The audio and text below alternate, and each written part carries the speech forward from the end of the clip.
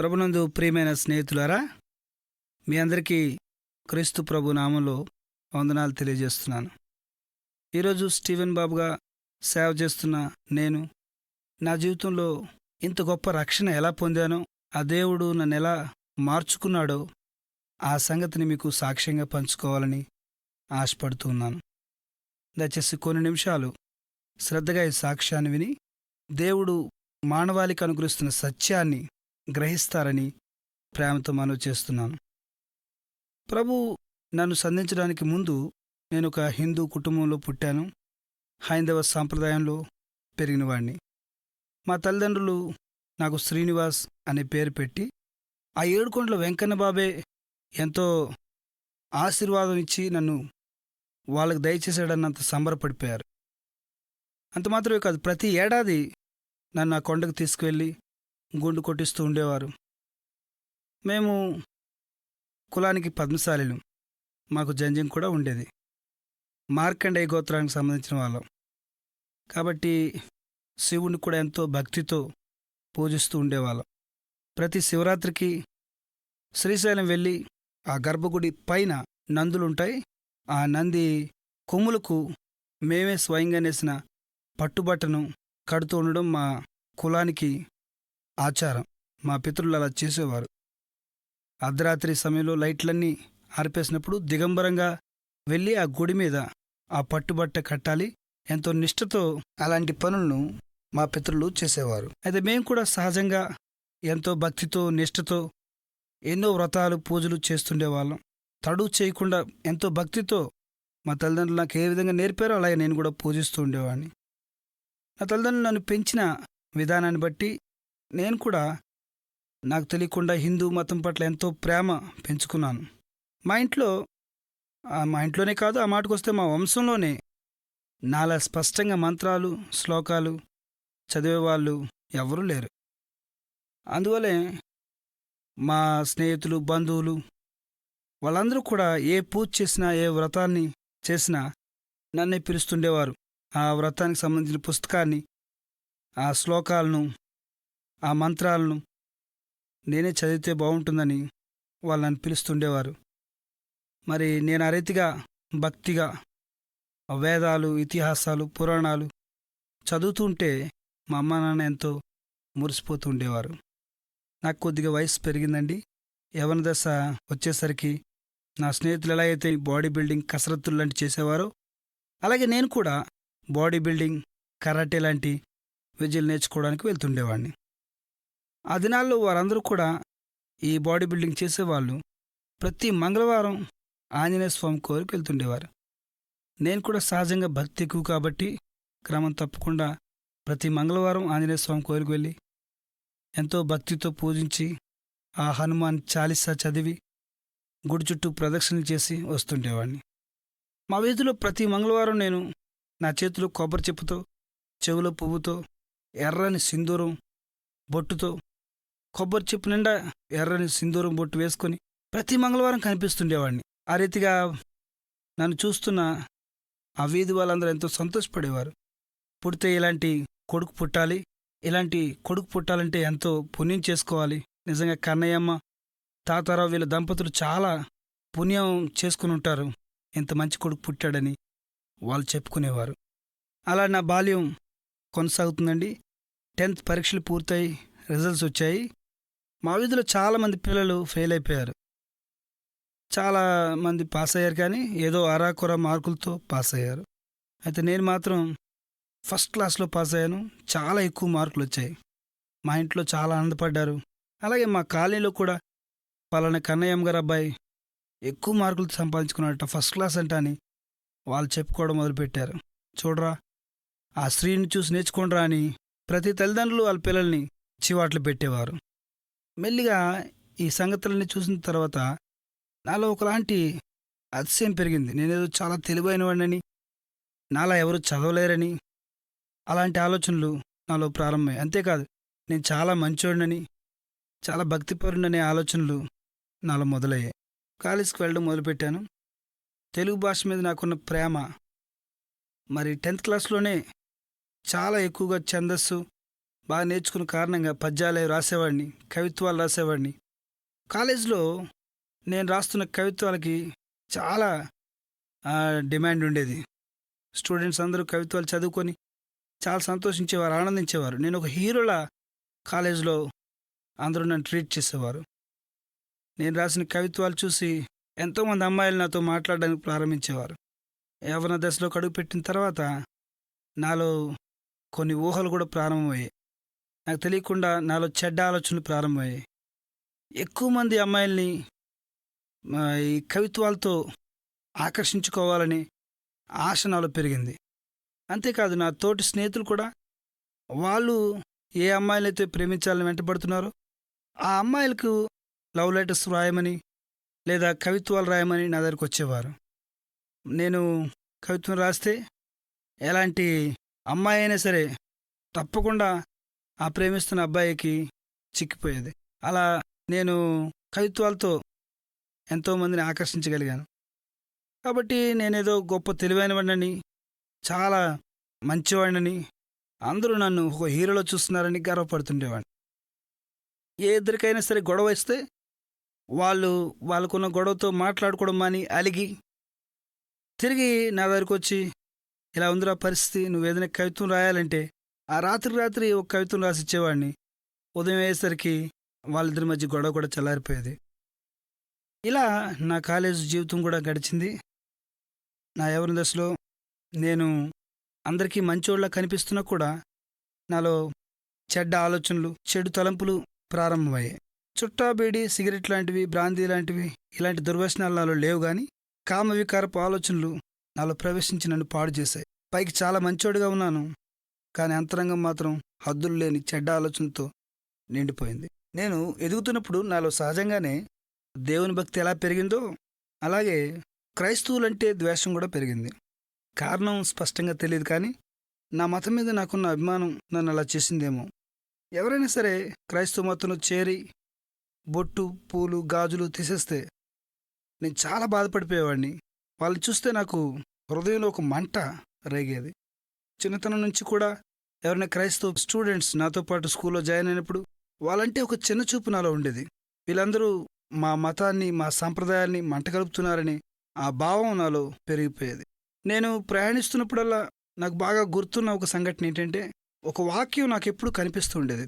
ఏ బస్సులోనే ప్రయాణిస్తూ కిటికీలోని చూస్తున్నప్పుడు సడన్గా చూచినప్పుడు ఒక చర్చి గోడ కనిపించడం, ఆ గోడ మీద కొన్ని వాక్యాలు రాసి ఉండడం, ఒక వాక్యం మీద నా దృష్టి పడడం తరచుగా జరుగుతుండేది.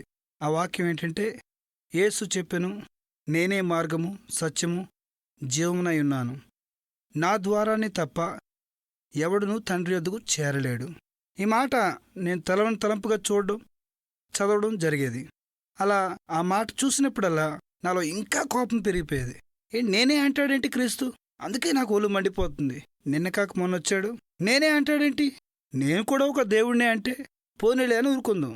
మాకున్న 33.5 కోట్ల దేవతల్లో ఏదో ఒక దేవుడుగా భావించి ఒక మూల పడేసేవాళ్ళం. అంతేగాని నేనే, నా ద్వారా తప్ప ఎవడు స్వర్గానికి చేరడు అంటాడేంటి అని చాలా కోప్పడిపోయేవాడిని. ఎలాగైనా సరే ఈ క్రైస్తవులకు బుద్ధి చెప్పాలి అనేది నా ఆలోచన. స్వర్గానికి చేర్చడానికి ఈయనేనా మార్గం? మా హిందూ మతంలో దేవుళ్ళు లేరా? మా మతంలో అయితే నారాయణ అంటే చాలు వైకుంఠానికి వెళ్ళిపోతాం. శివరాత్రి నాడు ఉపవాసం ఉంటే చాలు, ఎంతటి దుర్మార్గుడైనా, ఎంత దొంగ అయినా సరే బొందితోనే కైలాసం చేరిపోతారు. మరి ఈ క్రీస్తు ఇక ఏ మార్గం లేదు, నేనే అంటాడేంటి? ఇలాంటి ఆలోచనలు నాలో కలుగుతుండేవి. అందుకే యేసుప్రభు అంటే నాకు చాలా కోపం ఉండేది, చాలా ద్వేషం పెరిగిపోయేది. స్కూల్లో కానీ కాలేజీలో కానీ నాతో చదువుతున్న స్టూడెంట్స్ వాళ్ళు ఎవరైనా క్రైస్తవులు ఉంటే చాలు, చాలా ఘోరంగా వాళ్ళని ఎక్కిరిస్తూ ఏడిపిస్తుండేవాడిని. క్రైస్తవులు పిల్లలు నాతో పాటు ఆడుకోవడానికి, సరదాగా మాట్లాడడానికి నా దగ్గరికి వస్తున్నప్పుడల్లా వాళ్ళని ఎలా ఏడిపించాలని ప్రయత్నిస్తుండేవాడిని. వాళ్ళు ఏదో కుష్ఠరోగుల్లాగా వాళ్ళ వైపు చూస్తూ, వాళ్ళు నా ముందు నుంచి వెళ్తున్నప్పుడల్లా వాళ్ళని చూసి వెక్కిరిస్తూ చేతులు ఇలా పెట్టి చాలా ఎగతాళిగా నడిపించు నానావా అని కుష్ఠరోగుల్లా వారి వైపు చూస్తూ పాడి నవ్వుకునేవాడిని. నాతో పాటు అందరూ నవ్వేవాళ్ళు, వాళ్ళంతా సిగ్గుపడిపోయేవారు. అలా వాళ్ళని ఏడిపించడం నాకు చాలా సరదాగా ఉండేది. క్రైస్తవ్యం మీద నాకున్న ఆ ద్వేషం కారణంగా నా స్కూల్ డేస్, కాలేజ్ డేస్లో కూడా ఆ పిల్లల్ని చాలా ఘోరంగా ఏడిపిస్తుండేవాడిని. నాతో ఎవరైనా సరే మాట్లాడడానికి, ఆర్గ్యుమెంట్ చేయడానికి క్రైస్తవ పిల్లలు వచ్చేవారు గానీ, వాళ్ళు నా తెలివితేటల ముందు ఏమాత్రం నిలవలేకపోయేవారు. సహజంగా బాగా చదివేవాడినేమో. స్కూల్లో, కాలేజీలో కూడా మా లెక్చరర్స్ అందరూ నన్నే సపోర్ట్ చేస్తుండేవారు. కాబట్టి వాళ్ళు నాతో వాదించడం ఇంకా అనవసరం అనుకొని నా దగ్గరికి రావడం మానేసేవారు. అంతేకాదు, మా వీధుల్లో గానీ, మా ఊర్లో గానీ ఎక్కడైనా సరే క్రైస్తవులు బహిరంగంగా మీటింగ్స్ పెడితే, ఆ మీటింగ్స్ జరుగుతున్నంతసేపు కూడా నాకు చాలా కోపంగా ఉండేది. ఒళ్ళంతా మండిపోతున్నట్టు ఉండేది. వీలైనంత వరకు వాళ్ళని డిస్టర్బ్ చేయాలని, వాళ్ళు పాస్టర్ మాట మీద దృష్టి పెట్టకుండా ఉండాలని ప్రయత్నిస్తుండేవాడిని. చాలాసార్లు వెనక్కి కూర్చొని బోధకుడు చెప్పే మాటలు ఎలా దాన్ని తప్పుదోవ పట్టించాలా అని కూర్చున్న వాళ్ళతో, ఆహా, ఓహో, ఏం చెప్తున్నాడు రా, చెప్పేవాడికి బుద్ధి లేకపోతే వినేవాడికి బుద్ధి ఉండాలి అని ఎగతాళిగా మాట్లాడేవాడిని. ఎన్నోసార్లు కూర్చున్న ప్రజల మీద చిన్న చిన్న రాళ్ళు వేస్తూ వాళ్ళ యొక్క గమనాన్ని, వాళ్ళు వాక్యం విని వారు పూర్తిగా మారిపోకూడదని వాళ్ళ యొక్క దృష్టిని తప్పించాలని ప్రయత్నం చేస్తుండేవాడిని. పాస్టర్లు లేచి యేసు ప్రభు యొక్క గొప్పతనాన్ని చెప్తూ, మా ప్రభు సజీవుడు, గొప్పవాడు అని చెప్తే వెంటనే లేచి కత్తి పట్టుకుని స్టేజ్ మీద కాలర్ పట్టుకుని, ఈ కత్తితో నేను పొడుస్తాను, నువ్వు చచ్చిపోతావు బతుకుతావో నీ ప్రభువుని అడిగి చెప్పు అని అడగాలనిపించేది. మా ప్రభు గొప్పవాడు, సజీవుడు, నేను చవకుండా బ్రతుకుతాను, నా ప్రభువు నన్ను బ్రతికిస్తాడు అని చెప్తే అవసరమైతే కత్తితో పొడిచేసి అతన్ని చంపేసి, నీ ప్రభువు నిజమైన వాడు కాదు, నీకు అబద్ధం చెప్పాడని నిరూపించి జైలుకైనా వెళ్ళిపోవాలనిపించేది.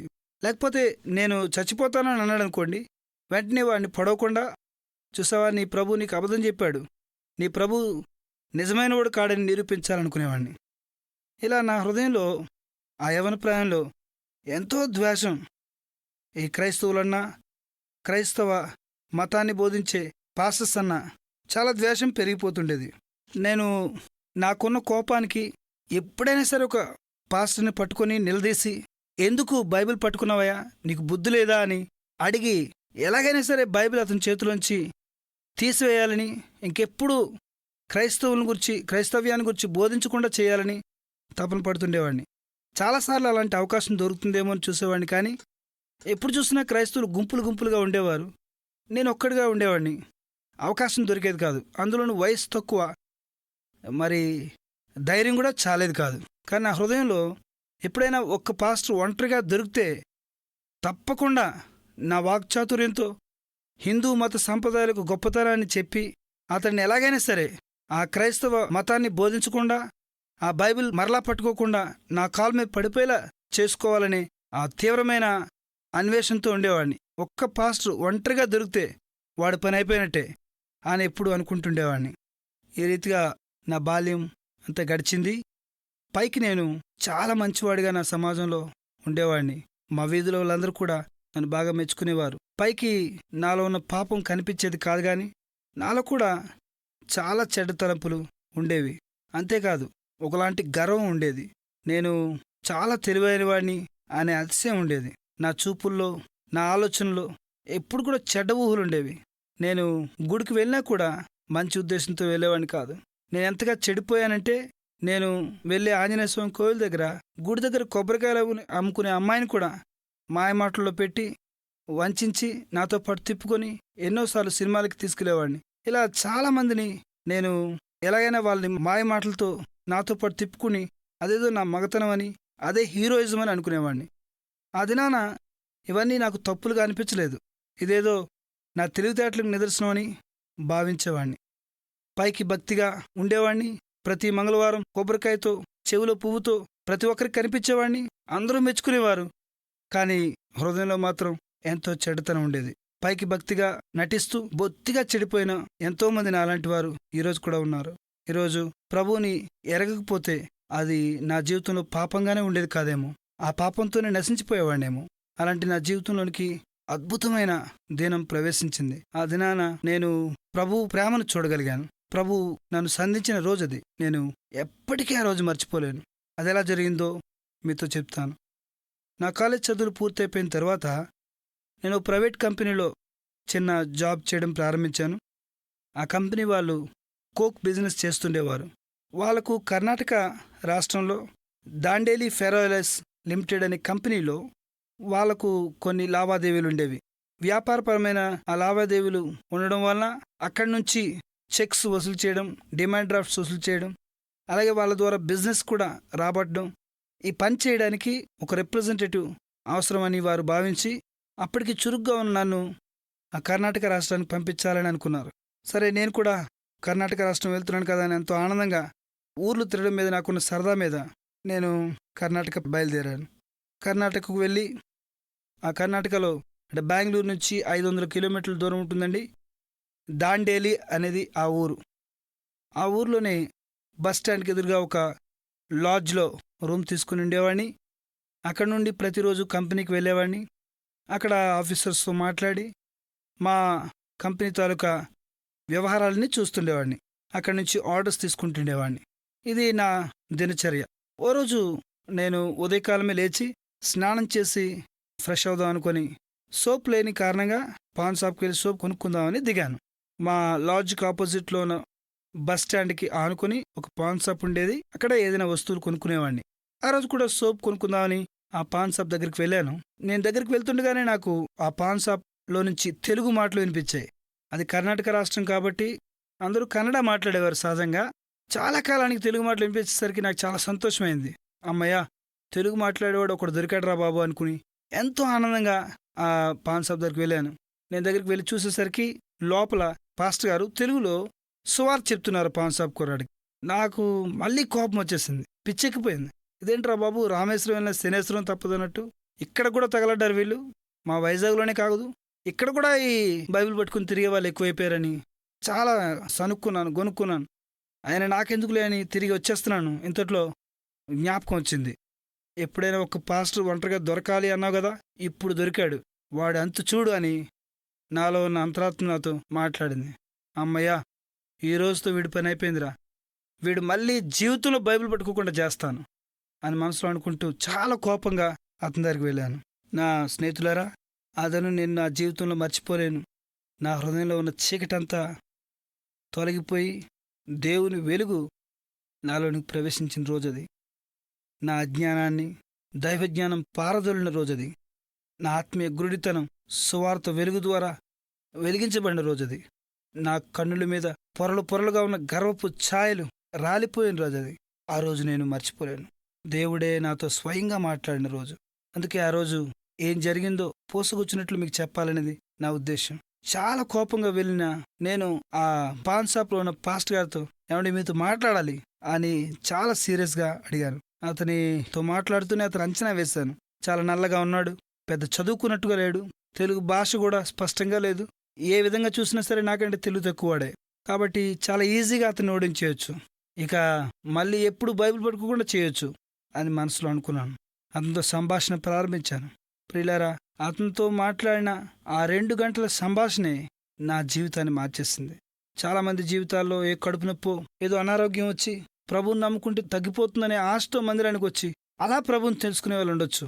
చాలామంది జీవితంలో అన్నీ కోల్పోయి ఇక ఆత్మహత్య చేసుకుందాం అనుకునే సమయంలో ప్రభు ప్రేమను గురించి విని మార్పు చెందిన వాళ్ళు ఉండొచ్చు. కానీ ప్రభువుకు ఎంతో వ్యతిరేకంగా ఉన్న నా జీవితంలో నాకున్న గర్వాన్ని నా ప్రభువే తొలగించిన ఆ రోజు నేను మర్చిపోలేను. మా ఇద్దరి మధ్య జరిగిన ఆ సంభాషణ ఇలా నడిచింది. నేను అంతతో మాట్లాడుతూ చాలా సీరియస్గా ఇలా అన్నాను, ఏమండి మీకు అసలు ఏమైనా బుద్ధి ఉందా? భారతదేశంలో పుట్టి భారతీయులుగా పెరుగుతూ మన దేశ మత సంప్రదాయాలు విడిచిపెట్టి పరాదేశం నుంచి వచ్చిన ఆ మతాన్ని గురించి ఎందుకు బోధిస్తున్నారండి అని అడిగాను. చాలా సీరియస్గా నా గొంతులో నుంచి ఆ ధ్వని బయటకు వచ్చింది. తినడానికి తిండి లేకపోతే ఏదో కష్టం చేసుకుని బతకాలి, కానీ బైబిల్ చంకలో పెట్టుకుని ఆ ఇంటికి తిరిగి అడుక్కునే వాళ్ళ మారకూడదండి. ఎంత సిగ్గుచేటు. మన దేశంలో దేవుళ్ళు లేరా? మనకేం దేవుళ్ళు కొదువా? ఏం తక్కువ అని పరాయి దేవుడిని బోధిస్తున్నారు? మనకు 33.5 కోట్ల దేవతలు ఉన్నారు. వాళ్ళందరూ ఉండగా కొత్త దేవుడిని ఎందుకు తీసుకొస్తున్నారు? మన ఆచారం సంప్రదాయం వీటన్నిటి గురించి మీకు తెలీదా? మన పురాణాలు, మన ఇతిహాసాలు వీటికంటే గొప్పదా ఆ బైబిల్ మతం అంటూ గట్టిగా అరవడం ప్రారంభించాను. వెంటనే ఆయన లేచి, బ్రదర్ మీరు చాలా కోపంగా ఉన్నట్టున్నారు, రండి కూర్చోండి అన్నాడు. అతని మాటల్లో చాలా సౌమ్యం ఉంది, మృదుత్వం ఉంది. నేను అనుకున్నాను, నా కోపాన్ని చూసి భయపడిపోయినట్టున్నాడు, ఇక చాలా తేలిగ్గా ఓడించవచ్చు అనుకున్నాను. అయితే అతను చాలా మృదువుగా నవ్వుతూ, బ్రదర్ కూర్చోండి, మన మధ్య గొడవ ఎందుకు? మీరు అడిగిన ప్రతి ప్రశ్నకి సమాధానం చెప్తాను. అయితే నేను కూడా కొన్ని ప్రశ్నలు వేస్తాను, మీరు వాటికి సమాధానం చెప్పండి. మీరు సత్యాన్ని తెలుసుకోవాలి. మీరు ఎంతో తెలివైన వాళ్ళ కనిపిస్తున్నారు. నేను అడిగిన ప్రశ్నకు సమాధానం చెప్పండి. అప్పుడు మీరే చెప్తారు ఇంతవరకు మీరు చేసిన భక్తి అసలు భక్తే కాదని అన్నాడు. అంటే నాకు చాలా కోపం వచ్చింది. వాట్, 21 సంవత్సరాలుగా నేను చేస్తున్న భక్తే, ఈ భక్తే కాదా? ఈయన అడిగే ప్రశ్నలు నేను సమాధానం చెప్పలేనా అని మనసులో ఏమడుక్కుంటే అడుక్కోవయా అని మనసులో అనుకుంటూ అడగండి అన్నాను. వెంటనే ఆయన నా ముందు 5 ప్రశ్నలు ఉంచాడు. చాలా అద్భుతమైన ప్రశ్నలు, నా కన్నులు తెరిపించిన ప్రశ్నలు. ఇది నాన్న చాలామంది హైందవులు నాలాగే భక్తి చేస్తున్నామనే భ్రమలో బ్రతుకుతున్నవారు, వాళ్ళు కూడా ఈ సంభాషణ విని సత్యాన్ని తెలుసుకోవాలనేది నా ఉద్దేశం. అతను అడిగిన మొదటి ప్రశ్న ఏంటంటే, బ్రదర్, మనుషులందరినీ దేవుడే పుట్టిస్తున్నాడని మీరు నమ్ముతారా అన్నాడు. వెంటనే అవును నమ్ముతాను, కానీ మీ యేసు ప్రభు కాదు, మాకు బ్రహ్మదేవుడు ఉన్నాడు. అతని 4 తలకాయలుంటాయి. అతని విధాత అంటారు, సృష్టికర్త. అతన్ని అందరూ పూజిస్తారు. అతడే ప్రతి మనిషిని సృష్టిస్తాడు అని చెప్పాను. దానికి ఆ పాస్టర్, పోనీలేండి, ఎవరో ఒకరు ఇంతకీ దేవుడే మనుషులు పుట్టిస్తున్నాడని మీరు నమ్ముతున్నారు కదా అన్నాడు. నమ్ముతున్నాను అన్నాను. అయితే ఓ ప్రశ్న అడుగుతాను, చెప్పండి, ఏ మనుషుడైనా తల్లి గర్భంలో ఉన్నప్పుడు అంటే ఆ 9 నెలల్లో ఎప్పుడైనా దేవుణ్ణి చూసుంటాడా అన్నాడు. ఏమో, ఆ దశ గుర్తుండదు కదా. నేను మెల్లిగా ఏమోనండి, అది జ్ఞాపకం ఉండదు అని చెప్పాను. వెంటనే ఆయన, వెరీ గుడ్, బాగా చెప్పారండి. అలా అయితే ఏ మనుషుడైనా తల్లి గర్భం నుంచి భూమి మీద పుట్టిన వెంటనే కళ్ళు తెరవగానే ఎవరికైనా దేవుడు కనిపించుంటాడా అన్నారు. అంటే అది కూడా జ్ఞాపకం ఉండదు. బహుశా చూస్తే హాస్పిటల్లో నర్సుని చూస్తాడు, లేదంటే తల్లిని చూస్తాడు, లేకపోతే మంత్రసాన్ని చూస్తాడు, అంతేగాని దేవుడు కనిపించున్నాడు కదా అని అతను చెప్పాను. ఏమో, అది కూడా జ్ఞాపకం ఉండదని చెప్పాను. ఇప్పుడు ఆయన అన్నాడు, లోకంలో పుట్టిన వాళ్ళందరూ ఎలా పుట్టారంటారా అన్నాడు. వాళ్ళు ప్రతి ఒక్కరు అలాగే పుట్టారు అన్నాను. అప్పుడు ఆయన చాలా చురుకైన ప్రశ్న వేశాడు. మరి ప్రతి మనుషుడు కూడా గర్భంలో ఉన్నప్పుడు దేవుణ్ణి చూడక, భూమి మీదకి వచ్చిన తర్వాత కళ్ళు తెరిచిన తర్వాత కూడా దేవుణ్ణి చూడకపోతే, ఇప్పుడున్న విగ్రహాలు, ఇప్పుడున్న దేవుని పటాలు ఎవరు దేవుణ్ణి చూశారని చెక్కారు అని అడిగాడు. వెంటనే ఒక్కసారి స్టన్ అయిపోయాను. అలాంటి ప్రశ్న అతని దగ్గర నుంచి వస్తుందని ఊహించలేదు. చాలా అమాయకంగా కనిపిస్తున్నాడు, కానీ ఒక్కసారి అలాంటి ప్రశ్న వేసేసరికి స్టన్ అయిపోయాను. వెంటనే తేరుకొని, అదేంటండి, మా పురాణాల్లోనూ ఇతిహాసాల్లోనూ దేవుళ్ళ గురించి వ్రాశారు. ఆ వర్ణన చూసి ఎంతోమంది శిల్పులు దేవుడి బొమ్మలు చెక్కారండి అన్నాను. వెరీ గుడ్ అండి, మీరు చాలా తెలివైన వాళ్ళ కనిపిస్తున్నారు. అయితే మరి ఇన్ని తెలిసిన మీకు ఆ రామాయణ భారతాలు ఇతిహాసాలు ఎవరు రాశారు మీకు తెలియదా అని అడిగారు. ఎందుకు తెలీదు, రామాయణాన్ని వాల్మీకి రాశాడు, భారతాన్ని వేదవ్యాసుడు రాశాడు, తెలుగులోకి నన్నయ్య, తిక్కన, ఎర్రప్రగడ అనువదించారని చెప్పాను. వెంటనే మరి వాళ్ళు ఎలా పుట్టారండి అని అడిగాడు. వాళ్ళు కూడా మాలాగే పుట్టారండి అన్నాను. అనగానే, మరి వాళ్ళు కూడా మీలా పుడితే, వాళ్ళు కూడా తల్లి గర్భంలో ఉండగా కానీ బయటకు వచ్చిన తర్వాత కానీ దేవుణ్ణి చూడకపోతే మరి దేవుడు ఇలా ఉంటాడని ఎలా వర్ణించారు అని అడిగాడు. వెంటనే నాకు ఇంకా నోటి మాట రాలేదు. అరే, ఇదేదో ఆలోచించాల్సిన విషయమేనే అనిపించింది. ఎప్పుడు ఇలా ఈ కోణంలో ఆలోచించలేదు. అయ్య బాబోయ్, ఈయన తేలిగ్గా తీసుకోకూడదే, ఈయన చాలా తెలివిగా మాట్లాడుతున్నాడు అనుకున్నాను. అప్పుడు ఆ పాస్టర్ గారు చెప్పారు, బ్రదర్, కవులకు ఒక చాతుర్యం ఉంటుంది. కవులు రాసినప్పుడు ప్రతి దాన్ని వర్ణిస్తారు, అది వాళ్ళకి అలవాటు. మనం తెల్లవారింది అంటాం అంతే.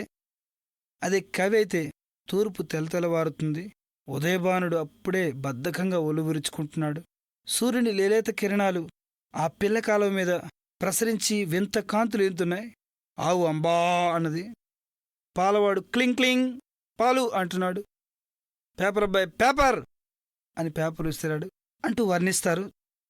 ఈ వర్ణనంతా చదివిన తర్వాత మనం ఖచ్చితంగా తెల్లవారిపోతుందన్న ఫీలింగ్ పొందుతాం.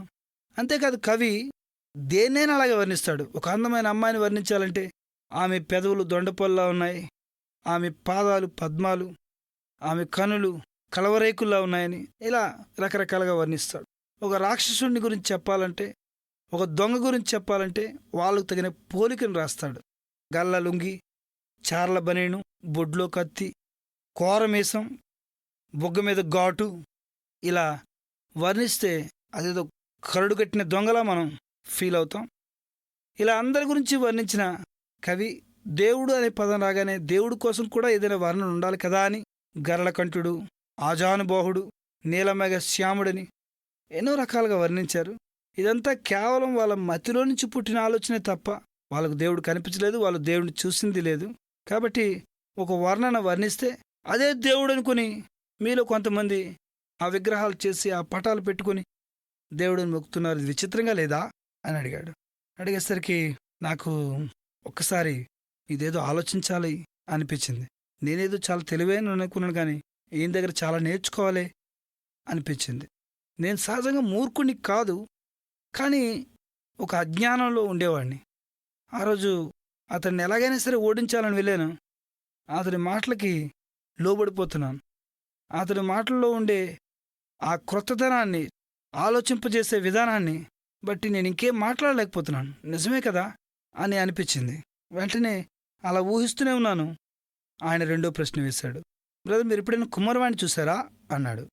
కుమ్మరుడిని చూడడం ఏంటండి, ఎన్నోసార్లు చూశాను అన్నాను. ఏం చేస్తుంటాడండి అన్నా. కుమ్మరుడు ఏం చేయడం ఏంటండి, కొండలు చేస్తాడు అన్నాను. మరి ఎప్పుడైనా ఎలాంటి దృశ్యం చూసారా? కుమ్మరుడు అలసిపోయి కూర్చున్నప్పుడు కొండలేచి కుమ్మరన్న నువ్వు చాలా అలసిపోయావు, ఈరోజు నేను నిన్ను చేస్తానే అని ఏ కొండైనా అండం విన్నారా అన్నాడు. ఏంటండి మీరు మాట్లాడేది, కొండ ఏంటి, మాట్లాడడం ఏంటి, కొండ కుమ్మరుడిని చేయడం ఏంటి, కుమ్మరుడే కదా కొండను చేయాలి అన్నాను. కరెక్ట్ అండి, చాలా బాగా చెప్పారు, మీరు ఎంతైనా తెలివైన వాళ్ళు అన్నారు. సరే అండి, సంగతి ఏంటి చెప్పండి అన్నాను. బ్రదర్, మీరు బాగా ఆలోచించండి. మనిషి మట్టితో చేయబడ్డాడు. ఏ మతమైనా అదే చెప్తుంది. మనిషి శరీరాన్ని రుద్దితే మట్టే వస్తుంది. మనిషి చనిపోతే తిరిగి మట్టిలో కలిసిపోతాడు. కాబట్టి మనల్ని దేవుడే చేశాడని మీరే చెప్పారు. కాబట్టి దేవుడు కుమ్మరివాడితో సమానం, మనం కొండలాంటి వాళ్ళం. దేవుడు మనల్ని చేసి మనల్ని కొండలా ఒక రూపాన్ని ఇస్తే మనం తిరిగి లేచి దేవుడిని చేస్తే మరి కొండ కుమ్మరుడిని చేయడం కాదా అన్నాడు. అనేసరికి ఇకేం మాట్లాడాలో తెలియలేదు. ఆశ్చర్యపోయాను. అరే, ఇలా కూడా ఆలోచించాలి కదా, ఎందుకు నాకు ఇలాంటి ఆలోచన రాలేదు అనిపించింది. ఇంతలో అతడు మూడో ప్రశ్న వేశాడు. అయ్యా, ఈ మూడో ప్రశ్నకి సమాధానం చెప్పండి. మీరు ఎప్పుడైనా వినాయక చవితి చేసుకున్నారా అన్నాడు. ఎప్పుడైనా ఏంటండి, ప్రతి సంవత్సరం చేసుకుంటూనే ఉన్నాం అన్నాను. ఆహా, అలాగా, అయితే వినాయక చవితి కోసం ఏమేం కొంటారు అని అడిగారు. ఏం కొంటాం? పత్రి అంటే రకరకాల ఆకులు, ఆయా రకాల పళ్ళు, ఆ సీజన్లో దొరికే పళ్ళు, అలాగే పాలవెల్లి అంటే పైన కడతారు, వెదురు కర్రలతో చేస్తారు పాలవెల్లి, అలాగే వినాయకుడి పుస్తకం, వినాయకుడి బొమ్మ అన్నా. బ్రదర్ అంత స్పీడ్గా చెప్పేకండి, మళ్ళీ చెప్పండి అన్న. మళ్ళీ చెప్పాను. పత్రి, పాలవెల్లి, వినాయకుడి పుస్తకం, వినాయకుడి బొమ్మ అన్నాను. ఆయన అన్నాడు, బ్రదర్ మీరు చివరి అంటున్నారు కదా మీరు బొమ్మ కొంటానని, మరి చిన్న బొమ్మ కొంటారా పెద్ద బొమ్మ కొంటారా అన్నాడు. ఎవరికి నచ్చింది వాళ్ళు కొనుక్కుంటారండి, చాలా బొమ్మలు ఉంటాయి. మరి డబ్బులు తక్కువగా ఉన్న వాళ్ళు చిన్న బొమ్మ కొంటారు, డబ్బులు ఎక్కువ ఉన్న వాళ్ళు పెద్ద బొమ్మ కొంటారు. మేమైతే మా ఇంట్లోకి చిన్న బొమ్మ కొంటాం. మా వీధిలో మేము కుర్రాళ్ళందరం కలిసి యూత్ చేస్తున్నప్పుడు చాలా పెద్ద బొమ్మ కొంటాం అని చెప్పాను. అప్పుడు ఆయన నవ్వుతున్నాడు, బ్రదర్ ఇప్పటికే మీరు 8 సార్లు బొమ్మ బొమ్మ బొమ్మ బొమ్మ అంటున్నారు, అంటే దేవుడు కాదా అన్నాడు. అనేసరికి ఒక్కసారి నా గుండె దడ్మని కొట్టుకుంది. ఇదేంట్రా బాబు, ఇతడు ఇలా కాలికేస్తే మెడకేస్తే కాలికేస్తున్నాడు, చాలా డేంజర్ ఇతనితో మాట్లాడడం అనుకున్నాను. నా నోటితోనే బొమ్మ బొమ్మ అని చెప్పిస్తున్నాడేంటి అనుకున్నాను. అప్పుడు అతను నవ్వుతూ అన్నాడు, బ్రదర్ బజార్లో బొమ్మను చూసినప్పుడు ఓ దేవుణ్ణి చూస్తున్నట్టు మీరు అనుకోరు. అయ్యా 5 రూపాయలకి ఇస్తావా ఇవ్వా, లేకపోతే వదిలే అని వెళ్ళిపోతాం. అప్పుడు ఆ బొమ్మ దేవుడిలా కనిపించలేదు. పోనీ ఏదో బేరం కుదిరించుకొని ఒక కాగితాన్ని చుట్టేసి బజారు బుట్లో మూల పడేసి బజారంతా దాన్ని ఊపుకుంటూ వస్తున్నప్పుడు ఒక దేవుణ్ణి తీసుకువెళ్తున్నాం అన్న ఫీలింగ్ మనకు ఉండదు. ఇంట్లోకి తీసుకువెళ్ళి ఆ బుట్టను మూల పడేసి మరుసటి రోజు వినాయక చవితి అయితే మరుసటి రోజు తలకి స్నానం చేసి ఆ బొమ్మను తీసి మూల పెట్టే వరకు కూడా ఆ బొమ్మ దేవుడని మనకు గుర్తే రాదు. ఆ వినాయక చవితి రోజు తలకి స్నానం చేసి దేవుడా నన్ను కరుణించని మనం అడుగుతాం. ఇది ఎంతవరకు సబు? కొన్నప్పుడు దేవుడు కాడు, ఇంటికి తీసుకొస్తున్నప్పుడు దేవుడు కాడు, మరుసటి రోజు ఉదయానికి దేవుడు అయిపోయాడా? ఆలోచించండి. మీలాంటి తెలివైన వాళ్ళు, చదువుకున్న వాళ్ళు ఈ సంగతి ఆలోచించాలండి అన్నాడు. నేను అరే ఇది కూడా కరెక్టే కదా అనుకుంటున్నాను. అతన్ని ఎలా ఓడించాలా అని అనుకుంటున్నాను. ఎందుకంటే నా దేవుల్ని అతను చాలా తేలిగ్గా మాట్లాడుతున్నాడు. అయితే అతని మాటల్ని ఏమాత్రం తప్పుపడడానికి వీలు లేకుండా చాలా తెలివిగా మాట్లాడుతున్నాడు. బ్రదర్ బొమ్మ దేంతో తయారు చేస్తారో మీకు తెలుసు కదా అన్నాడు. మట్టితో అన్నాను. బాగా చెప్పారండి. ఆ మట్టి ఎలాంటిది? ఆ మట్టి వర్షం పడితే బురదను చూసి మనం చీ చీ చీ అంటాం. ఎవరు కూడా మట్టిని నెత్తి మీద పోసుకోరు, కాలుతోనే తొక్కుతారు. అలాంటి మట్టి అది. ఎన్నోసార్లు ఆవులు, గేదెలు, మేకలు ఆ మట్టి మీద ఆ మలమూత్రాలు విసర్జించుంటాయి. ఆ మట్టి అలాంటి పనికిమాలింది. ఆ మట్టిని తీసుకొచ్చి ఎవరో ఒకతను, అతను మంచివాడైనా కావచ్చు, చెడ్డవాడైనా కావచ్చు, త్రాగుబోతైనా కావచ్చు, తిరుగుబోతైనా కావచ్చు, వ్యభిచారైనా కావచ్చు, అలాంటి వ్యక్తి ఆ మట్టిని కాళ్ళతో తొక్కుతున్నాడు. ఆ కాళ్ళతో తొక్కుతున్నప్పుడు అతని ఒంటి చెమటంతా మట్టిలోనే ఉంటుంది. అతను పోసే నీళ్లు అవి మురికి నీళ్ళో మంచి నీళ్ళో తెలియదు. అతడి అతనికి ఆ రోజు జలుబు అయితే ఆ జలుబు ఆ చీముడంతా దాంట్లోనే ఉంటుంది. ఇలాంటి పనికిమాలిన వ్యక్తి కాలుతో తొక్కి తొక్కి తొక్కి ఒక ముద్దలా చేసి ఆ మట్టి ముద్దకు కళ్ళు ముక్కు పెట్టాడంతే. అలా పెట్టగానే అతడిని మనం దేవుడు అనుకుని పూజిస్తున్నాం. మట్టి దేవుడు ఎలాగవుతాడండి? ఆలోచించండి అన్నాడు ఆయన. అనేసరికి అవును, ఇది కరెక్టే అని అనిపించింది. నిజమే కదా, ఇలా ఎందుకు నేను ఆలోచించలేదు, నా జీవితంలో ఎప్పుడు ఇలాంటి ఆలోచన ఎందుకు రాలేదు సుమా అని అనుకున్నాను. ఆయన నవ్వుతూ అన్నాడు, బ్రదర్ మరి వినాయక చవితి చేసుకుంటారు కదా, మరి 9వ రోజున ఆ దేవుణ్ణి ఎందుకు నీళ్ళలో తోసేస్తారు అని అడిగాడు. నాకు నిజంగా తెలియదండి, నిమజ్జనం ఎందుకు చేస్తారో ఇప్పటికీ తెలియదు. నాకే కాదు, చాలామంది హిందువులకి వాళ్ళు చేస్తున్న ఆచారాలు ఏంటో, ఎందుకు చేస్తున్నారో ఆ సంగతి తెలియనే తెలియదు. ఇప్పుడు ఆయన అన్నాడు, మీకు తెలియకపోవచ్చు కానీ నాకు తెలిసింది చెప్పమంటారా అన్నాడు. ఏంటో చెప్పండి అన్నాను. ఆయన నవ్వుతూ అంటున్నాడు, బహుశా మీరు కలెక్ట్ చేసిన డబ్బులన్నీ అయిపోయి ఉంటాయి. రోజు రోజుకి ఆ వినాయకుడికి ఉండ్రాలు పెట్టి అతని బొజ్జ సైజు పెరుగుతుంది కానీ మీరు అతన్ని పోషించలేకపోతున్నారు. బాబు ఇక మా మధ్య ఉంటే మేము పోషించలేం కానీ నువ్వు నీళ్ళలో ఉంటేనే మంచిదని తోసేస్తున్నారేమో, అంతే కదా అన్నాడు. చాలా కోపం వచ్చింది, చాలా బాధ అవుతుంది. నా దేవుల్ని నానా రకాలుగా తిడుతున్నాడు, కానీ నేనేం చేయలేకపోతున్నాను. నా దేవుని పట్టుకుని ఇంత మాట్లాంటాడా, ఎలా ఇతన్ని ఓడించాలి అని మనసులో అనుకుంటున్నాను. నా ఆలోచనలు అలా సాగుతూనే ఉన్నాయి. అతను మరో ప్రశ్న వేశాడు. ఈసారి ఆ ప్రశ్న తిరుగులేని ప్రశ్న, నేనెప్పుడు ఊహించలేదు. ఆయన అన్నాడు, దేవుడు అనే పదానికి నిర్వచనం చెప్పగలరా బ్రదర్ అన్నాడు. నేనేం మాట్లాడలేదు. ఏం మాట్లాడితే ఏం తంటా వస్తుందని. వెంటనే అతడు, పోనీ ఇలా అడుగుతాను వినండి, పలానా వ్యక్తి దేవుడు లాంటి వాడు అంటారు కదా, ఎలా ఉంటే దేవుడు లాంటి వారు అంటారు అని అడిగాను. అప్పుడు నేను మెల్లిగా గొంతు పిలుచుకొని ఇలా అన్నాను. నాలో ఉన్న కోపం అంతా అప్పటికే పోయింది. అతనితో గట్టిగా మాట్లాడలేకపోతున్నాను. అనవసరంగా వచ్చి కూర్చున్నాను అనిపిస్తుంది. కానీ మధ్యలో లేచి వెళ్ళిపోతే బాగోదు కదా అని అక్కడ కూర్చున్నాను.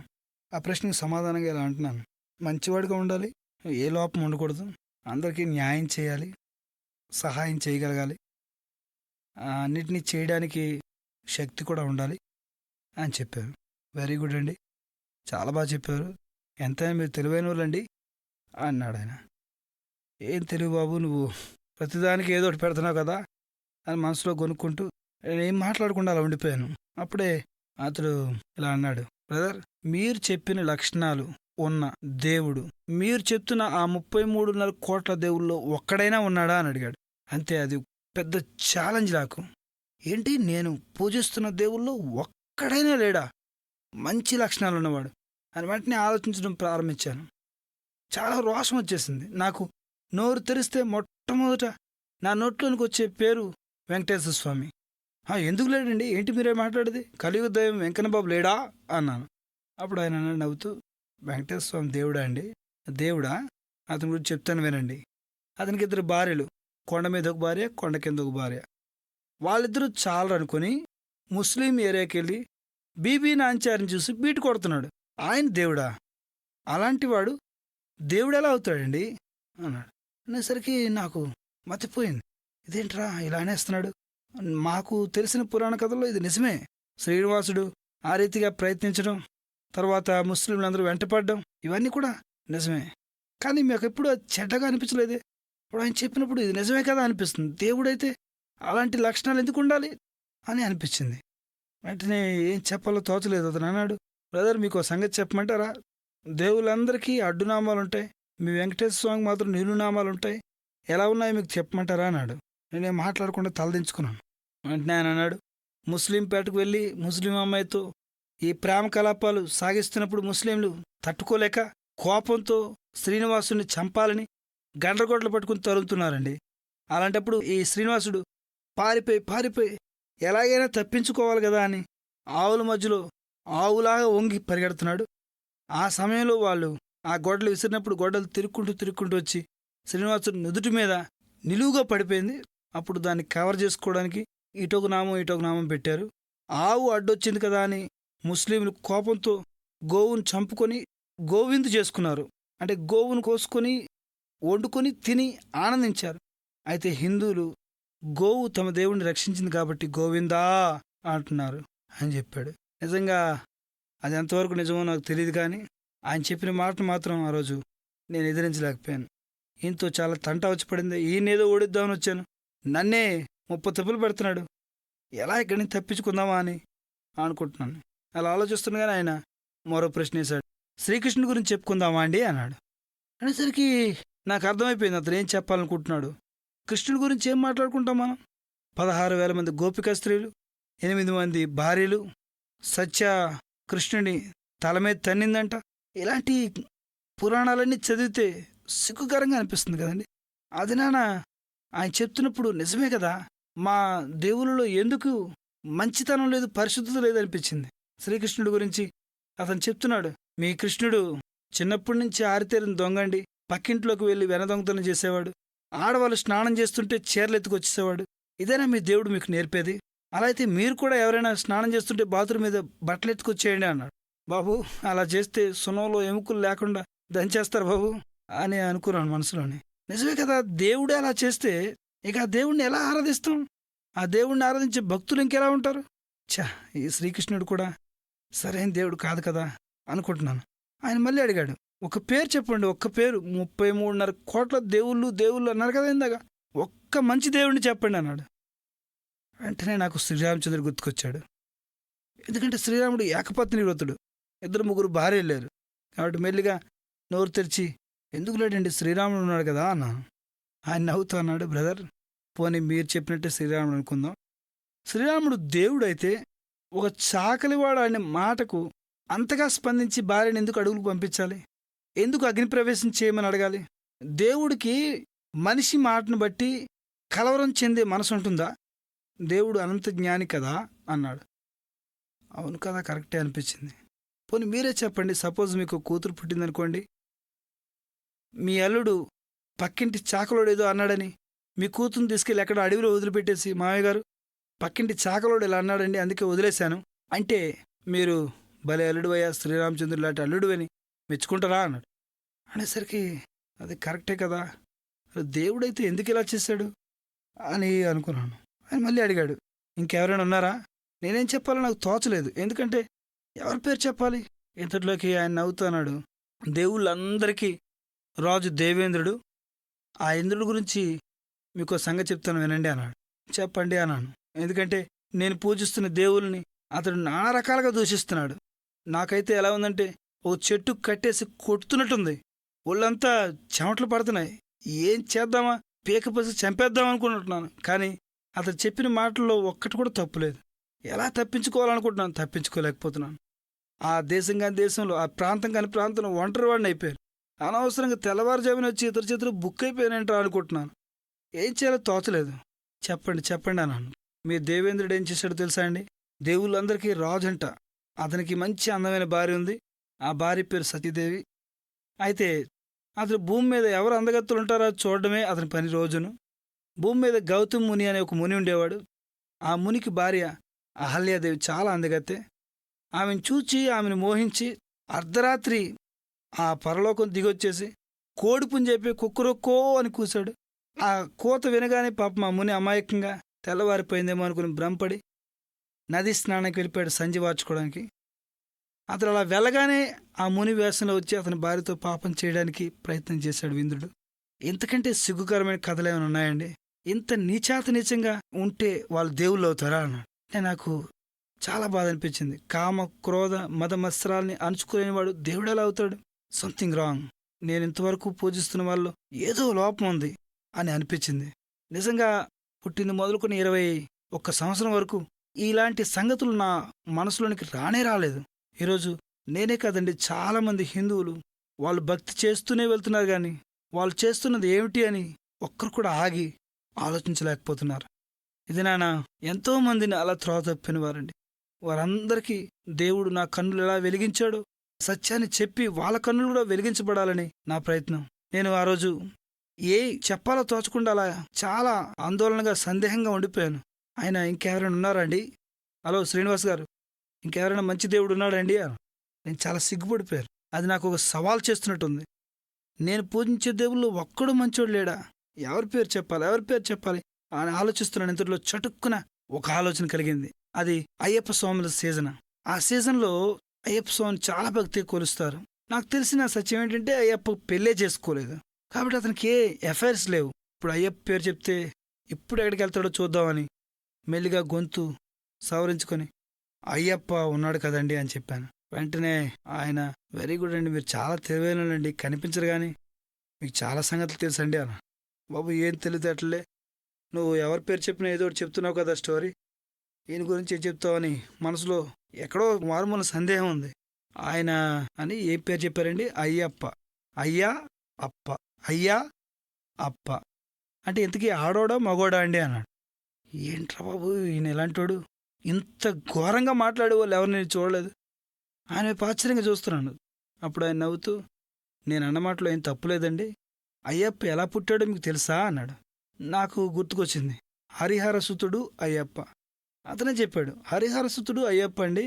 అంటే హరి అంటే విష్ణువు, హరుడు అంటే శివుడు.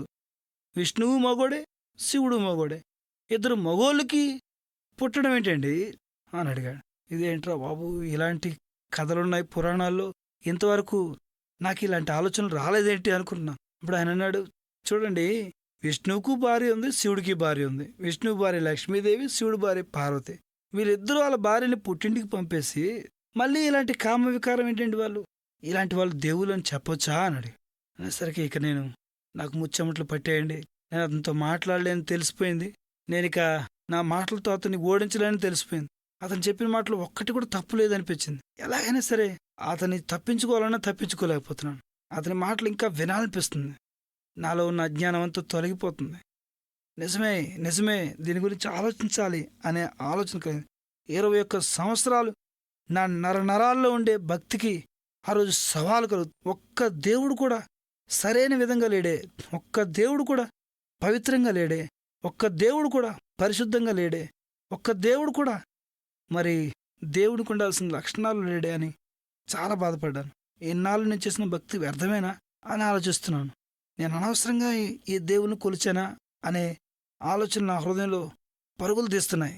ఆయన నవ్వుతూ అన్నాడు, బ్రదర్, మీకు మరొక ప్రశ్న అడుగుతాను, చివరి ప్రశ్న ఇదే, జాగ్రత్తగా చెప్పండి అని అన్నాడు.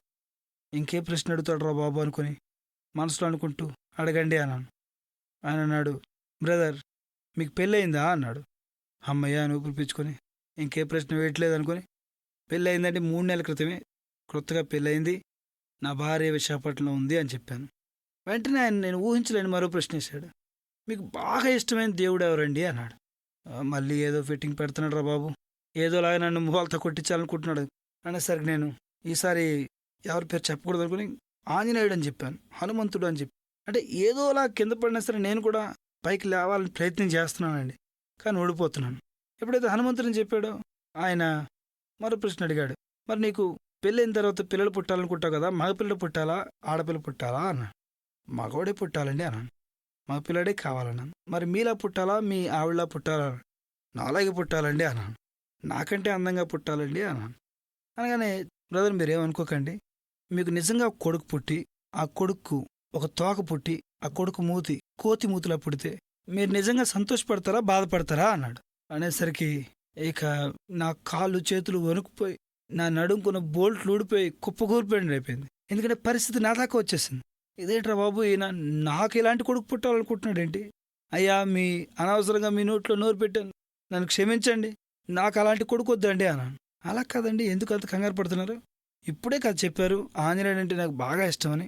ఒక బుల్లి ఆంజనేయుడు పుట్టాడని సంతోషపడాలి కదా బాబు.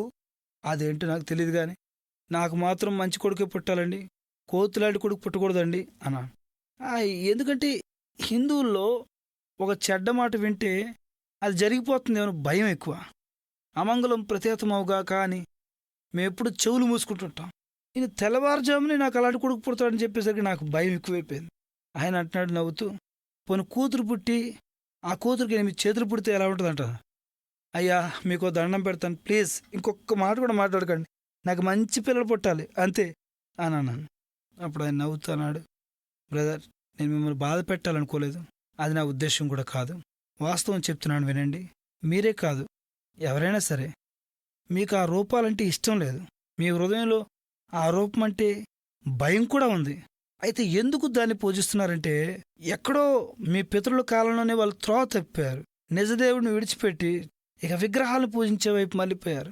ఆ దినాన్ని నుంచి వాళ్ళకు పుట్టిన మీరు, వాళ్ళకు పుట్టిన తర్వాత తర్వాత తర్వాత తరం వారు, మీరందరూ కూడా చదువుకున్నా కూడా వాళ్ళు అనుసరించిన మార్గంలోనే అనుసరించడం ప్రారంభించారు. అందుకే మీరు కూడా తొలగిపోయి విగ్రహాల వైపు మళ్ళీపోయారు. మీ తప్పు కాదండి ఇది. అయితే మీలాంటి తెలివైన వాళ్ళు ఆలోచించాలి. విగ్రహాలకు పూజిస్తే దానివల్ల ప్రయోజనం ఏంటి? నిజదేవుడు ఉన్నాడు కదా అన్న ఆలోచన మీలో కలగాలండి అని చెప్పాడు. చెప్పేసరికి నేను ఏం మాట్లాడలేకపోయాను. నిజమే, ఆ విగ్రహాలన్నా ఆ రూపాలన్నా మా హృదయంలో సంతోషం లేదు, కానీ కేవలం అందరూ వెళ్తున్నారని వెళ్తున్నాం. ఆయన అన్నాడు, ఒక లాజిక్ చెప్పమంటారు బ్రదర్, మానవుని యొక్క నైజం ఎలాంటిదంటే, ఎక్కడ 10 మంది గుంపు కుడతారో అక్కడికి వెళ్ళి నించుంటాడు. ఏ కొట్టులో అయితే ఎక్కువ మంది కొనుక్కుంటారో ఆ కొట్టుకే వెళ్ళాలనుకుంటాడు. తనకి టైం అయిపోతుందన్నా ఖాళీగా ఉన్న కొట్టుకు వెళ్ళడు. అలాగే ఎంతోమంది ఆ గుడి ఈ గుడి అంటూ, ఆ వ్రతం ఈ వ్రతం అంటూ తిరుగుతున్నారు. కాబట్టి చాలామంది వాళ్ళని చూసి వీళ్ళు కూడా అలా గుళ్ళకి గోపురాలకి తిరగడం ప్రారంభించారు. ఈ రీతిగా చాలామంది త్రోవ తొలగిపోయారు.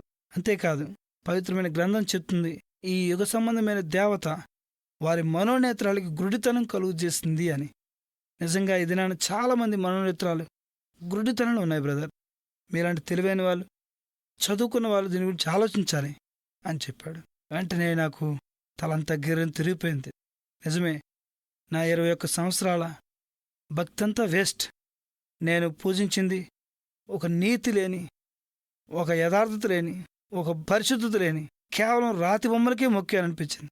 వెంటనే అతని దగ్గరికి వెళ్ళి అతను చేయి పట్టుకొని, ఓకే ఒప్పుకుంటున్నానండి, నేను చేసింది నిజమైన భక్తి కాదు, నేను చేసిందంతా విగ్రహారాధనే. అయితే నాకు ఈ మాట చెప్పండి, మీ దేవుడే నిజమైన దేవుడని మీరు ఎలా రుజువు చేసుకుంటారు అని అడిగారు. అప్పుడు ఆయన అన్నాడు, అయ్యా, మా దేవుడు సజీవుడు, మాట్లాడే దేవుడు. మా దేవుడు నిజమైన దేవుడు అని నేను రుజువు చేసుకోవాల్సిన అవసరమే లేదు. మీరు ఒక పని చేయండి, మీకు నిజదేవుడు ఎవరో తెలుసుకోవాలనుంటే ఈ రోజు నుంచి ప్రార్థించండి. దేవుడా, నువ్వెవరివి, నేను నిన్ను పూజించాలి, నువ్వు నాతో మాట్లాడు అని అడగండి. నా దేవుడు నిజమైన దేవుడు కాబట్టి ఖచ్చితంగా మీతో మాట్లాడతాడు, అప్పుడే మీరు తెలుసుకుంటారు. నేను నా నోటితో చెప్పాల్సిన అవసరమే లేదు అన్నాడు ఆయన. ఆ పాస్టర్ గారు ఎప్పుడైతే అలా చెప్పారో నాకు ఈ పద్ధతి బాగుందనిపించింది. ఆయన వెళ్ళిపోతూ క్రొత్త నిబంధన గ్రంథాన్ని నా చేతిలో పెట్టి, దీన్ని చదవండి అని చెప్పి వెళ్ళిపోయాడు. ఆ రోజు నుంచి ఆ గ్రంథాన్ని చదవడం ప్రారంభించాను. ఎలా చదివానంటే, నా దేవుళ్ళలో ఉన్న లోపాలన్నీ వీడు చెప్పాడు కాబట్టి ఈ దేవునిలో యేసుప్రభులో ఎన్ని లోపాలున్నా కనిపెడతాను అనే ఉద్దేశంతో, చాలా సునిశ్చితమైన దృష్టితో తప్పులు పట్టుకోవాలని యేసుప్రభు యొక్క వ్యక్తిత్వాన్ని పరిశీలిస్తూ చదివాను. అలా చదివినప్పుడు నేను ఆశ్చర్యపోయాను.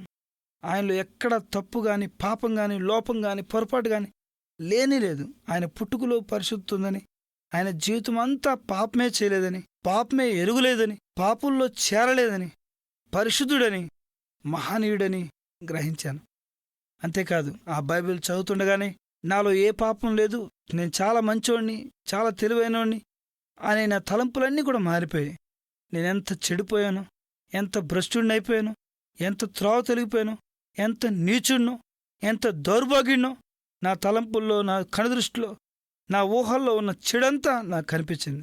పైకి భక్తిగా నటిస్తున్నాను గాని అంతరంగంలో ఎంతగానో భ్రష్టుడిని అయిపోయానని ఆ వాక్యపు వెలుగులో గమనించాను.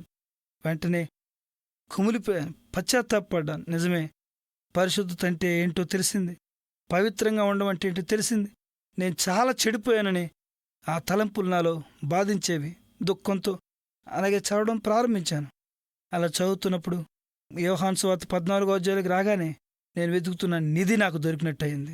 బాల్యం నుంచి ప్రేమతో నన్ను వెంబడిస్తున్న ఆ గొప్ప దేవుని వాక్యం యోహాను 14:6లో మరొకసారి నాకు కనిపించింది. యేసు చెప్పెను, నేనే మార్గము, సత్యము, జీవమునై ఉన్నాను, నా ద్వారానే తప్ప మరి ఎవడును తండ్రి ఎద్దుకు రాలేడు అనే మాట చూడగానే నా కళ్ళు వెలిగాయి. గొప్ప వెలుగు నాలోని ప్రవేశించింది. నేను వెతుకుతున్న నా దేవుడు నాకు దొరికినంత ఆనందం కలిగింది. గొప్ప సంతృప్తి కలిగింది. యేసు ప్రభువులో పాపం లేదు కాబట్టి ఆయన పాపులను క్షమించడానికి అర్హుడు.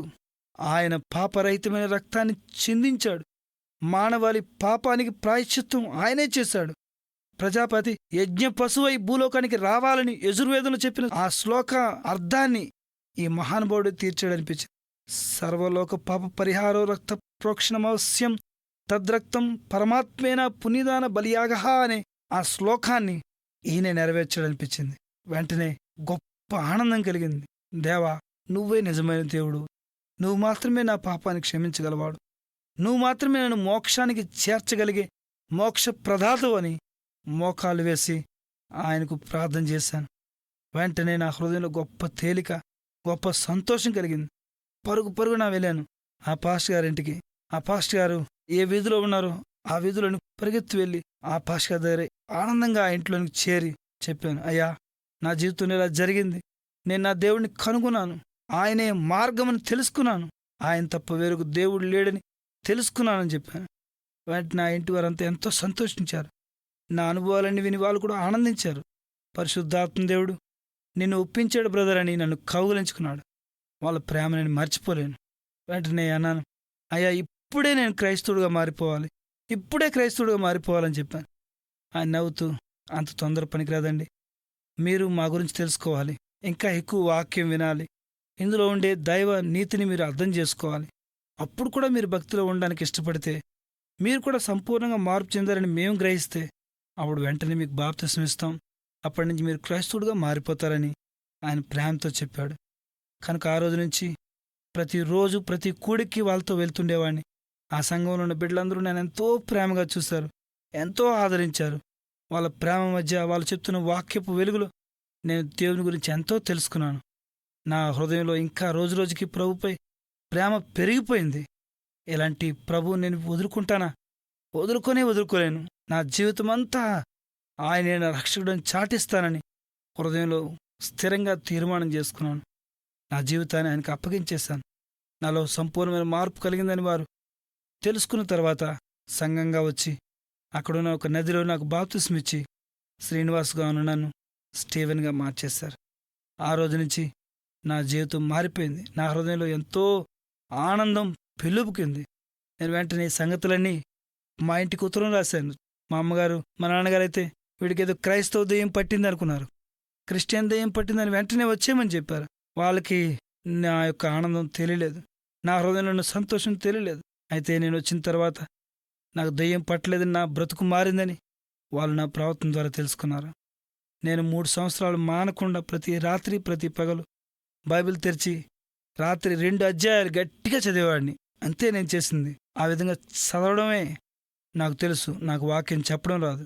అయితే అలా నేను చేసిన ప్రయత్నానికి ఫలితంగా మొట్టమొదట మా ఇంట్లో మా అమ్మగారు మారిపోయారు, తర్వాత మా నాన్నగారు మారిపోయారు, తర్వాత మా తమ్ముడు మారిపోయాడు, మా తమ్ముడు భార్య మారిపోయింది, వాళ్ళ అమ్మ నాన్న మారిపోయారు, మా చెల్లి మారిపోయింది, మా బావగారు మారిపోయారు, వాళ్ళ అమ్మా నాన్న మారిపోయారు, నా భార్య మారిపోయింది, వాళ్ళ అమ్మా నాన్న మారిపోయారు.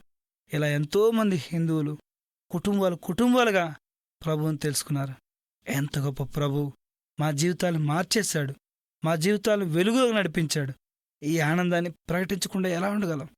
ప్రభునందు నా స్నేహితులారా, నా జీవితం మారిపోయిన తర్వాత ప్రభు ఎన్నో ఆశీర్వాద కార్యాలు చేశాడు. 8 సంవత్సరాలు విజయవాడలో ఒక చర్చిలో నమ్మకంగా ఉంటున్నాను. నాకు మంచి ఉద్యోగం ఇచ్చాడు. డాబర్ ఇండియా లిమిటెడ్లో సేల్స్ ఆఫీసర్గా విజయవాడ హెడ్ క్వార్టర్లో ఉంటూ కోస్టల్ బెల్ట్కి ఇన్ఛార్జ్గా ఉంటూ మంచి ఉద్యోగం చేసేవాడిని. 8 సంవత్సరాల క్రైస్తవ జీవితం తర్వాత నవంబర్ నెల 1999 సంవత్సరంలో ఒక రాత్రి మేము బైబిల్ చదువుతుండగా దేవుడు తన ఉన్నతమైన సేవకు నన్ను 2 తిమోతి 2వ అధ్యాయం 15వ వచనం ద్వారా మాట్లాడి పిలుచుకున్నాడు. దేవుని ఎదుట యోగ్యమైన వానిగాను, సిగ్గుపడనక్కర్లేని పనివానిగాను, సత్యవాక్యమును సరిగా ప్రకటించువానిగాను నిన్ను నీవే కనుపరుచుకుంటూ జాగ్రత్త పడుము అని ఆ వచన సారాంశం. వెంటనే ఆ పిలుపును దేవుని పిలుపుగా భావించాను. అయితే మరొకసారి నిశ్చయపరుచుకుందామని కన్ఫర్మ్ చేసుకోవడానికి దేవుని దగ్గర సూచన అడిగాను. దేవుడు ప్రేమ కలిగిన దేవుడు డిసెంబర్ నెలలోనే మా యొక్క ప్రార్థనకు జవాబు ఇచ్చాడు. వెంటనే భార్యాభర్తలంగా ప్రభు సేవకు రావాలని నిర్ణయించుకొని జాబ్కు రిజైన్ చేశాం. మా రిజిగ్నేషన్ లెటర్ యాక్సెప్ట్ చేసి జనవరి 5కి మేము రిలీవ్ అయ్యాం. 2000 సంవత్సరం జనవరి 5వ తారీఖు నుంచి సంపూర్ణమైన సేవలో ప్రభు పరిచర్య చేస్తున్నాం. నన్ను మార్చడానికి దేవుడు వాడుకున్న సాధనం కర్ణాటకలో ఉన్న దైవజనుడు, ఆయన పేరు జోసెఫ్ దేవదాస్ గారు. గ్రేస్ గాస్పల్ చర్చ్ ఆయనది. దాండేలిలో ఉంటారు. ఇప్పుడు బెంగళూరులో కూడా సేవ చేస్తున్నారు. అంత గొప్ప రక్షణ నేను అనుభవించడానికి దేవుడు ఆయన్ని ఒక ఛానల్గా సాధనంగా వాడుకున్నందుకు ప్రభుకే మహిమ కలుగునుగాక. ఆ దైవజనుడిని ఆత్మీయ తండ్రిగా భావించి ఆయనకు హృదయపూర్వకంగా కృతజ్ఞతలు చెల్లిస్తున్నాను. ఈ దినం వరకు ప్రభు నన్ను సజీవంగా ఉంచి ఆయన పరిచర్యలు నమ్మకంగా వాడుకుంటున్నాడు. ఎన్నో కుటుంబాల్లో ప్రభువుని గూర్చిన సందేహాలు తొలగిపోవడానికి, ప్రభువుని గూర్చిన సత్యాన్ని వివరించడానికి, సత్యానికి స్తంభంగా దేవుడు నన్ను చేసుకున్నాడు. ఇది నన్ను 2 బ్రాంచులు నడిపిస్తున్నాను. ప్రభు పరిచర్య ఇచ్చారు, ఎన్నో ఆత్మలను రక్షించారు. సుమారు 100 హిందూ కుటుంబాలు రక్షించబడ్డాయి. ఒక 100 మంది విశ్వాసులతో సంతోషంగా ప్రభు పరిచర్య చేస్తున్నాను. నా కోసం, నా కుటుంబం కోసం ప్రార్థన చేయండి. మేమంతం వరకు మా దర్శనం విడవకుండా నమ్మకంగా కొనసాగేలా ప్రభు మాకు సహాయం చేయాలని దయతో మీరు ప్రార్థన చేయండి. Thank you.